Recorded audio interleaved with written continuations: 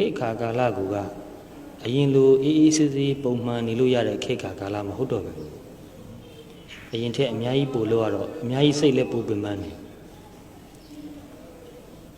အဲ့ဒါလို့စိတ်ပင်ပန်းတာကိုတနည်းနည်းနဲ့တက်တာအောင်မလုပ်နိုင်လို့ရှိရင်ကြာရင်အဲ့ဒီစိတ်ပင်ပန်းတဲ့အတွက်ကြောင့်ကိုပဲခန္ဓာကိုယ်မှာလည်းပဲကျန်းမာရေးချွတ်တဲ့ဒါတို့ဘာလို့ဖြစ်လာသလိုစိတ်မှာလည်းပဲကျန်းမာရေးချွတ်တဲ့မှုတို့ဘာလို့ဖြစ်သွားနိုင်တယ်နော်စိတ်ပင်ပန်းလုံးပြီးတော့ nervous breakdown ဖြစ်တယ်ဆိုတာမျိုးတွေဟာကြားဘူးမှာပဲတော့တနေ့တာအတွင်းမှာတွာလာလောက်ခင်နေကြတာမှာကိုယ်စိတ်နဲ့မတည့်တာတွေအလိုမကျတာတွေအဆင်မပြေတာတွေဆိုတာအများကြီးပဲတွေ့ရကြရပါတယ်တော့လူလောကမှာလှုပ်ရှားတွာလာနေတာမှာအဆင်မပြေတာမတွေ့အောင်ကတော့နေလို့ကိုမရပါဘူးလောကရဲ့သဘာဝကိုကအဆင်မပြေတာအများတန်းရှိနေတာပဲတော့လောကကြီးကကိုယ်စိတ်တိုင်းကြဘယ်တော့မှဖြစ်မှာမဟုတ်ဘူးအဲ့လိုစိတ်တိုင်းကြမဖြစ်တာကိုပဲကိုကမနေတတ်လို့ရှိရင်အများကြီးစိတ်ပင်ပန်းမယ်စိတ်ဆင်းရဲမယ်အဲ့တော့နေတတ်ဖို့ပဲလိုတယ်နော်ပြင်ပလောကကြီးကိုလိုလိုဖြစ်အောင်ပြောင်းလဲယူလို့မရနိုင်ပါဘူးအင်မတန်ကြိုးစားရင်နည်းနည်းလောက်များရမလားတော့မပြောတတ်ဘူးဒါတော့မှသိမပြောနိုင်ဘူးသို့တော့ကိုယ်စိတ်ကိုသိပြီးတော့တတိလေးနဲ့ညာရင်းနဲ့ကြည့်ပြီးတော့ပြုပြင်နိုင်မယ်ဆိုရင်တော့တဖြည်းဖြည်း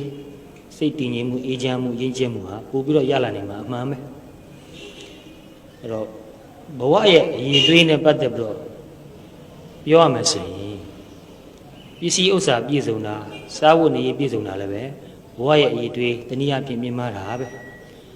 ပစ္စည်းဥစ္စာအင်မတန်ချုပ်တဲ့နေတဲ့လူစားဝတ်နေရေးအင်မတန်ချုပ်တဲ့နေတဲ့လူဟာစားဖို့တောင်းမှအနိုင်နိုင်ဖြစ်လို့ရှိရင်အာဟာရချုပ်တဲ့လူကျန်းမာရေးလည်းထိခိုက်မှာပဲစားဝတ်နေရေးချုပ်တဲ့လူလည်းပဲသူ့မှာစိတ်ဆင်းရဲမှုဆိုတာဖြစ်ဥမှာပဲနော်အဲ့တော့စားဝတ်နေရေးချုပ်တဲ့လို့ရှိရင်ကျန်းတဲ့ကျန်းမာရေးတို့လူရည်တိုင်းရေးကုသိုလ်ရေးလူမှုရေးပညာရေးအပါဝင်အဆက်ဆက်ရာချုပ်တက်လာနိုင်တာပဲဒါကြောင့်စားဝတ်နေရေးဆိုတာအရေးတော့ကြီးပါတယ်သို့တော့စားဝတ်နေတစ်ခုတည်းပြည့်စုံရုံနဲ့ဘဝရဲ့အရေးသွေးဟာပြည့်စုံပြီလို့မပြောနိုင်ဘူးကျန်းမာရေးလည်းကောင်းအောင်မှစိတ်လည်းချမ်းသာမှုရှိအောင်မှမိသားစုနဲ့လည်းပဲတိုက်တိုက်ဝုန်းဝုန်းပျော်ပျော်ရွှင်ရွှင်လည်းပဲနေဖို့ရအချိန်ရှိအောင်မှအဲ့လိုအဖက်ဖက်ကပြည့်စုံမှသာဘဝရဲ့ quality ဘဝရဲ့အရေးသွေးဟာမြင့်မားတယ်လို့ပြောနိုင်တယ်ပတ်စံတစ်ခုတည်းချမ်းသာရုံနဲ့ life ရဲ့ quality ဘဝရဲ့အရေးသွေးဟာပြည့်စုံပြီလို့မပြောနိုင်ပါဘူး